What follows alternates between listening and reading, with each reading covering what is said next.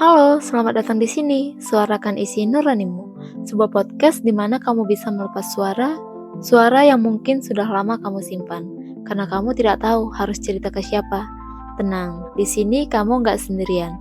Suarakan isi nuranimu. Masih bersama saya, Kayla, di podcast sini. Kalian juga bisa kirim cerita lewat podcast sini 186@gmail.com. Dan kali ini aku akan membacakan cerita seseorang yang sudah mengirimkan ceritanya. Selamat mendengarkan.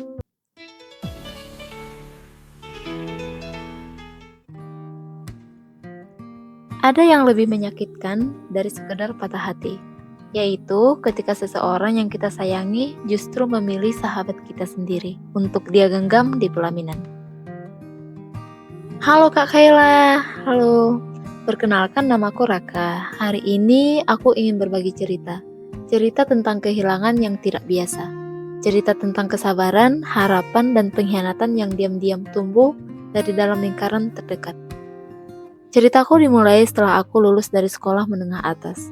Saat itu, aku memutuskan untuk tidak langsung melanjutkan kuliah.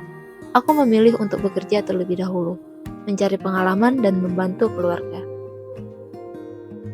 Aku melamar pekerjaan di sebuah sekolah sebagai guru, dan alhamdulillah diterima. Hari-hari pun mulai sibuk. Rutinitas yang awalnya asing, perlahan menjadi dunia baru yang penuh tantangan, dan juga menyenangkan.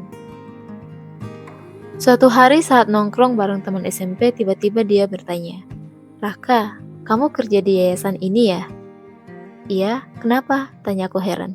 "Intan juga sekolah di sana, sekarang dia kelas 12. "Intan? Intan siapa?" Dia menunjukkan sebuah foto, dan benar, itu Intan, adik kelas kami dulu.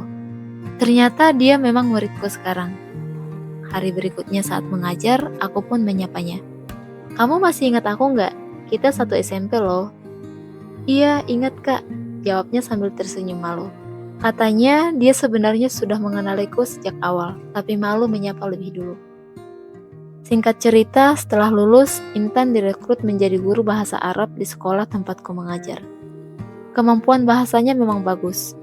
Sejak saat itu, kami jadi lebih dekat. Mungkin karena kami dari SMP yang sama, atau mungkin karena kami satu frekuensi. Aku sering melibatkan dia di berbagai kegiatan dan acara sekolah. Kebetulan aku sering jadi ketua panitia dan dia selalu bisa diandalkan. Semakin sering bersama, aku mulai merasakan sesuatu yang berbeda. Bukan lagi sebatas rekan kerja, tapi lebih dari itu. Aku sendiri tidak tahu sejak kapan perasaan itu tumbuh. Yang jelas, aku selalu ingin dekat dengannya. Akhirnya, aku memberanikan diri mengungkapkan perasaanku, tapi sayangnya dia menolakku. Alasannya waktu itu dia masih ingin fokus pada tujuan hidupnya. Hanya saja dia juga memberikan harapan dengan berkata, "Kalau kamu serius, tunggu aku 2 tahun lagi ya." Waktu itu aku mengerti, dia baru lulus, baru mulai kerja. Menjalani hubungan mungkin akan mengganggu konsentrasinya, dan aku memutuskan untuk menunggu, karena aku percaya sesuatu yang diperjuangkan pasti sepadan. Meski tidak jadian, kami tetap dekat. Kami sering jalan berdua, makan bareng, ngopi bareng, sampai-sampai orang-orang di sekolahku mengira kami pacaran. Walaupun aku selalu bilang kami hanya teman. Sebenarnya aku berharap lebih sih. Kami akhirnya kuliah di kampus yang sama. Di sana lingkaran pertemanan kami bertambah. Kami berempat, aku, Intan, Farel, dan Citra. Kami seperti sahabat sejati yang selalu bersama kemanapun pergi. Saking dekatnya, banyak yang mengira kami double date. Aku sempat merasa inilah masa-masa terbaikku. Tapi di balik semua itu, aku masih menyimpan satu harapan pada Intan. Setiap kali aku bertanya tentang kelanjutan hubungan kami, jawabannya selalu sama. "Sabar ya, gak lama lagi kok." Jawaban yang membuatku bertahan, yang membuatku yakin bahwa menunggu bukan keputusan yang salah. Sampai suatu hari aku mendengar kabar yang awalnya tidak ingin kupercayai, yaitu tentang kabar Intan dan Farel pacaran. Aku coba cari tahu ke Citra, tapi dia juga tidak tahu menahu soal itu. Akhirnya aku langsung menghubungi Intan. "Kamu pacaran sama Farel?" tanyaku. Awalnya dia menyangkal, tapi setelah aku desak dengan berbagai pertanyaan, akhirnya dia mengakui. Aku marah banget, aku kesal, aku kecewa. Kenapa nggak dari awal aja bilang kalau kamu nggak suka sama aku? Kenapa harus menyuruhku menunggu? Kamu tahu nggak, aku buang-buang waktu karena kamu nyuruh aku nunggu. Semua amarah dan kecewaku meledak hari itu. Sejak saat itu, persahabatan kami pun mulai runtuh. Hancur seperti gelas yang tak bisa direkatkan lagi. Tak lama setelah itu, mereka bertunangan. Dan aku bahkan belum selesai menyembuhkan lukaku. Tapi mereka seperti sedang berbahagia atas rasa sakit yang sedang kurasakan. Tidak lama setelah itu juga mereka akhirnya menikah. Yang paling ironis, aku hadir di hari pernikahan mereka. Berdiri di panggung, memegang mic sebagai MC di acara mereka. Aku tersenyum sambil menggenggam luka yang belum sembuh. Menyaksikan langsung orang yang pernah aku doakan dalam sujud, kini menggandeng sahabatku di pelaminan.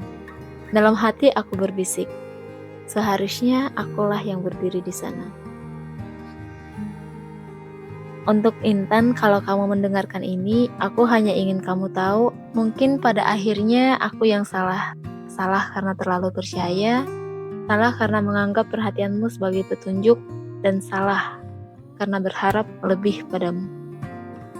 Kamu tak pernah benar-benar menjanjikan apa-apa, tapi caramu membuatku bertahan. Aku mengira itu cinta, padahal mungkin kamu hanya sedang menunggu waktu yang tepat untuk memilih orang lain. Kalau ditanya aku marah, iya aku marah. Tapi lebih dari itu, aku kecewa. Aku kecewa pada diriku sendiri, yang rela menunggu padahal tahu aku tak pernah jadi tujuanmu. Kini aku tak butuh penjelasan, aku hanya ingin kamu tahu aku pernah ada, pernah berharap dan pernah mencintaimu dalam diam yang panjang. Sekarang, biarlah aku belajar pulang kepada diriku sendiri. Terima kasih Kak Kayla sudah mau membaca ceritaku dan jadi tempat berbagi. Oke, terima kasih sudah berbagi kisahnya Raka. Menurut aku sih kamu gak salah ya. Kamu cuma terlalu tulus pada orang yang salah. Kamu juga nggak buang-buang waktu kok, kamu hanya sedang belajar. Bahwa nggak semua yang kita jaga akan tinggal dan nggak semua yang kita tunggu layak kembali. Patah hati itu bukan akhir, itu hanya jalan sunyi sebelum kamu ketemu dengan seseorang. Seseorang yang tahu cara mencintai dengan tulus. Semangat terus ya. Dan untuk kamu yang sedang mendengarkan, kalau ceritanya terasa mirip, semoga kamu tahu kamu gak sendirian. Dan jika suatu hari terasa berat untuk dipikul, ingat, kamu selalu bisa bersuara di sini, suarakan isi nuranimu. Sampai jumpa di episode berikutnya, bye-bye. Kau bersuara